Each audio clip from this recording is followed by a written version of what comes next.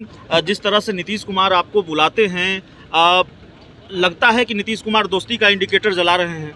देखिए, दोस्ती पहली बात तो वो मुझसे उम्र में बहुत बड़े हैं, तो मैं दोस्ती की बात नहीं करूंगा। बट अगर व्यक्तिगत रिश्तों की बात है, मेरी तरफ से कभी व्यक्तिगत रिश्तों में कभी कोई मैं खटास राजनीतिक नहीं रिश्तों थी। की बात कर रहा हूँ चिराग जी। राजनीतिक रिश्ते संभव नहीं है, क्योंकि मैं उनकी नीतियों शायद ही नहीं 100% मुख्यमंत्री नीतीश कुमार जी बहाना ढूंढ रहे हैं गठबंधन से अलग होने का। जिस तरीके से मुख्यमंत्री जी को गठबंधन में ही दबाव उनके ऊपर रह कर डाला जा रहा है सीएम पद को छोड़ने को लेकर, मुझे नहीं पता उनके गठबंधन के जो घटक दल हैं उनके कुछ वरिष्ठ नेताओं से पिछले दिनों मुलाकात हुई।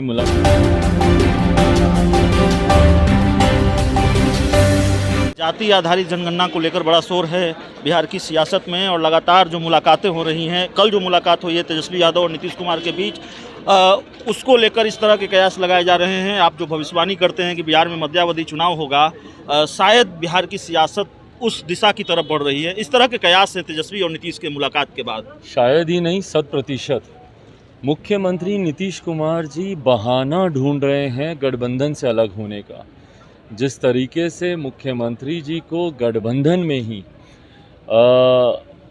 दबाव उनके ऊपर रह कर डाला जा रहा है सीएम पद को छोड़ने को लेकर, मुझे नहीं पता उनके गठबंधन के जो घटक दल हैं उनके कुछ वरिष्ठ नेताओं से पिछले दिनों मुलाकात हुई। मुलाकात में क्या हुआ नहीं हुआ, पर उसके बाद जिस तरीके से नेता प्रतिपक्ष से उनकी मुलाकात हो, जातीय जनगणना को लेकर अपने ही घटक दल की सोच स्पष्ट होने के बावजूद मुख्यमंत्री जी का रुख जातीय जनगणना को लेकर, बहरहाल उसमें हम लोग भी समर्थन करते हैं। इस बात को भी मैं स्पष्ट कर दूं, जातीय जनगणना होनी चाहिए और अभी तक हो गई होनी चाहिए थी।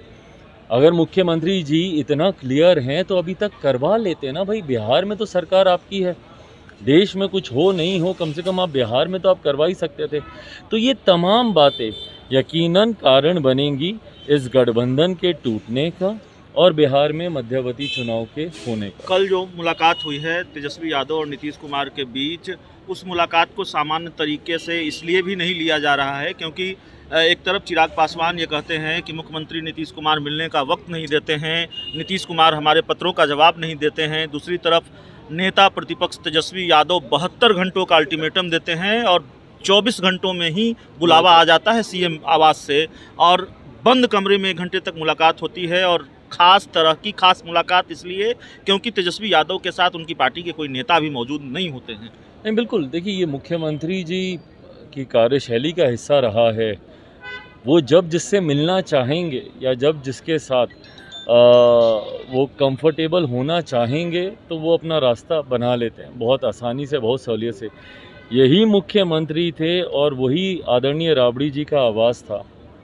पर पिछले 3-4 साल 2017 के बाद से तो हम लोगों ने कभी नहीं देखा कि मुख्यमंत्री जी नेता प्रतिपक्ष के आवास पर इस तरीके से गए हों।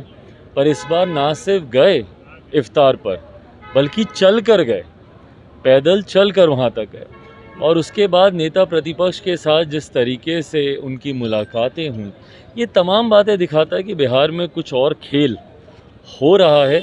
इसमें भारतीय जनता पार्टी, उनकी क्या नीति है या उनकी क्या रणनीति है, पर जिस तरीके से मुख्यमंत्री जी आगे बढ़ रहे हैं, यकीनन भारतीय जनता पार्टी से उनका साथ छूटना। आखिरी सवाल है चिराग जी, जब नीतीश कुमार ने आपको बुलाया और आपने दोबारा उनका पैर छूकर आशीर्वाद लिया पूर्व सीएम जीतन राम मांझी के घर पर, तब आपने भी कहा और जेडीयू के नेताओं ने भी कहा कि देखिए ये सामान्य शिष्टाचार है, ये सामान्य सी बात है।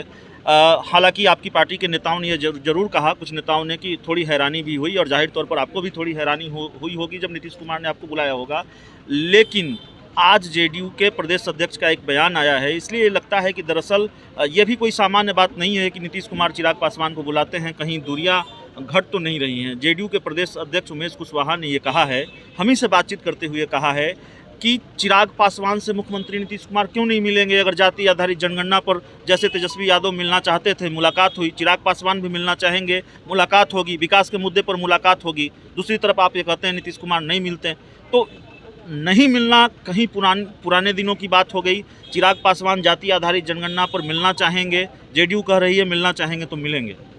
देखिए, मुख्यमंत्री जी अगर किसी नीतिगत फैसले पे विपक्ष के तमाम नेताओं की अगर राय लेना चाहते हैं, यकीनन लोक जनशक्ति पार्टी रामविलास भी ऐसी किसी भी बैठक, ऐसी किसी भी मुलाकात के लिए हम लोग तैयार रहेंगे। और ये देखिए, ये सामान्य शिष्टाचार ही नहीं बल्कि लोकतंत्र का हिस्सा रहा है ऐसी मुलाकातें। मैंने पहली बार मुख्यमंत्री नीतीश कुमार जी के द्वारा ही ऐसी दूरियां देखी हैं सत्ता पक्ष और विपक्ष में, जो आमतौर पर नहीं देखी जाती हैं। भाई, ऐसी तस्वीरें खास तस्वीरें नहीं होनी चाहिए कि मुख्यमंत्री नेता प्रतिपक्ष के घर जा रहे हों। ये सामान्य तस्वीरें होनी चाहिए, पर पिछले 3 साल 4 साल से वो नहीं गए।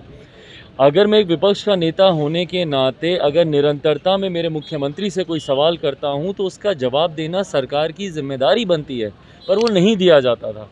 अगर मैं विपक्ष का नेता होने के नाते अगर मैं मुख्यमंत्री जी से अपने सवालों को, अपने क्षेत्र में विकास के कार्यों को लेकर अगर मैं उनसे मिलना चाहता हूं, तो ये मुलाकातें होती रहनी चाहिए थी।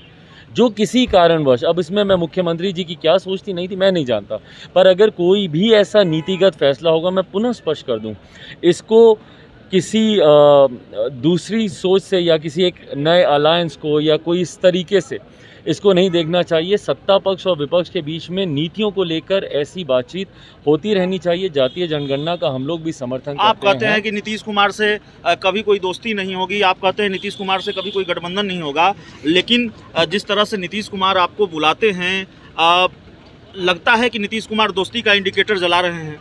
देखिए, दोस्ती, पहली बात तो वो मुझसे उम्र में बहुत बड़े हैं, तो मैं दोस्ती की बात नहीं करूंगा, बट अगर व्यक्तिगत रिश्तों की बात है, मेरी तरफ से कभी व्यक्तिगत रिश्तों में कभी कोई खटास राजनीतिक नहीं रिश्तों की बात कर रहा हूँ। राजनीतिक रिश्ते संभव नहीं है, क्योंकि मैं उनकी नीतियों का फैसला नहीं करता।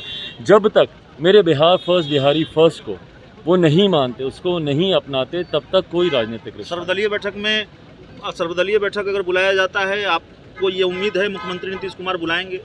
भाई, अगर सर्वदलीय बैठक बुलाई जाती है और उसमें मेरी पार्टी से अगर किसी को आमंत्रित किया जाता है, ज़रूर हमारी पार्टी से लोग।